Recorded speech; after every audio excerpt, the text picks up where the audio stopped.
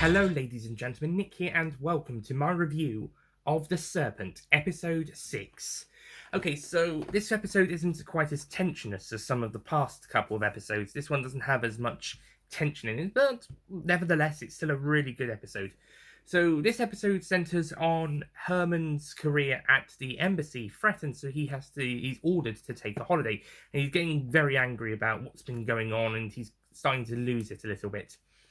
But, however, when Charles and company have left the apartment, he and his Herman, his wife, the Belgian guy played by Tim McInnery, Nadine, and her husband, then go searching throughout the motel room before it's rented out again to someone else, and they try to find more evidence. This includes all the poisons that Charles used, and also Nadine has one of more passports, and Marie's um, her diary, so to speak, that she's pissed with Ajax, or is it AJ, for not getting when he was there.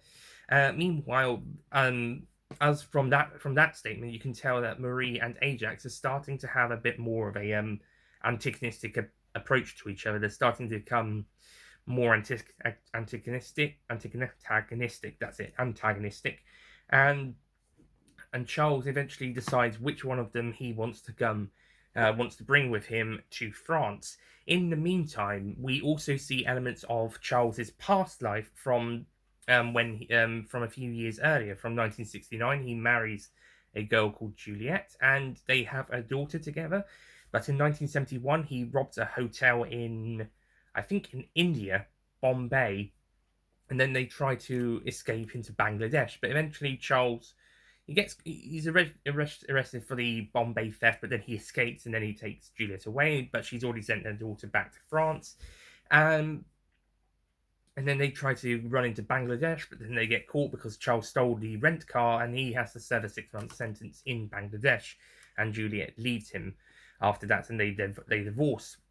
Now, it's unclear what did happen to Juliet, as when Charles tells the story to Marie, he says that she betrayed him, and then claims that she died about 6 months after his 6-month sentence was up.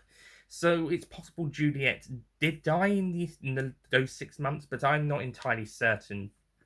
Possibly, it's possible. In which case, how did she die? Did she get fever or something? If she went back to France, I'm not so sure. Or is it the Star Wars not Empire, Revenge of the Sith thing, where a broken heart caused her to die, even though she's got children to raise? Or in this case, a child. I'm going to go with an illness because that seems the most likely. That or an accident. Or he's covering up the fact that he killed her. But that's theoretical. I don't know yet. I didn't read that bit when looking the guy up a few weeks ago, and that's not been stated in the episode yet. So I don't know yet. Maybe we'll find out. Maybe not. But what is for certain that this episode does do quite a lot of time looking at Charles as a person and his past deeds before going off to do some of the later deeds he's done, and then his relationship with his current 2 associates, one of whom he's taken to France. Now, I shan't spoil who it is in this review. I will say so in the next review because they will be a main player in that episode, I expect. But suffice to say, it's probably the one we're expecting him to take. But I won't spoil it just yet. So yeah, this episode's got some pretty good stuff. There's some great character drama on both sides with Herman and his friends and colleagues, and with Charles and his associates, and the stories we learn across them. I think there's a bit more cutting back and forth across different times, as well as.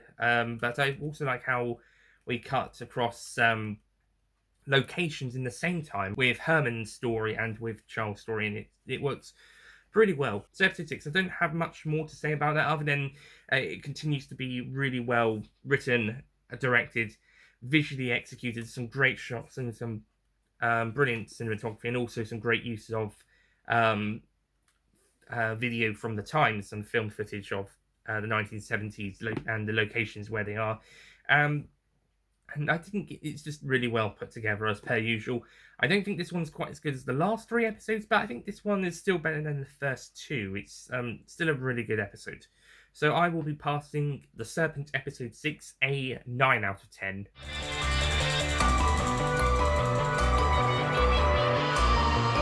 The only reason it really didn't get a 10 is that it didn't do that much exciting stuff for me, or tensionous stuff. It didn't get me on the edge of my seat, or, well, actually, I was on the floor drawing, so edge of my stomach, I guess. But it didn't leave me in suspense, apart from what happened to Juliet. But other than that, not an awful lot in the exciting territory, but it was still really good in the character growth territory and the moving the story forward. I also really like how most of the story is set in the present as of when the story is set in 1976, with a couple scenes set in 1969 and 1971. So yeah, some really good stuff there. So that's it from my review of The Serpent Episode 6. Stay tuned for next week with Episode 7, the penultimate episode. And I realised this just only earlier, that Episode 8 will be airing on Valentine's Day. I don't know whether to say that's appropriate considering the romantic story between Charles and Marie, or if it's not really appropriate. Well, it's going to be the finale, so I suppose it, like the first episode airing on New Year's Day, the finale needs a notable day to air on, so Valentine's Day will do, I guess. Yeah, it's quite interesting. Anyways, thank you for watching. I'll see you guys next time for Episode 7. Goodbye.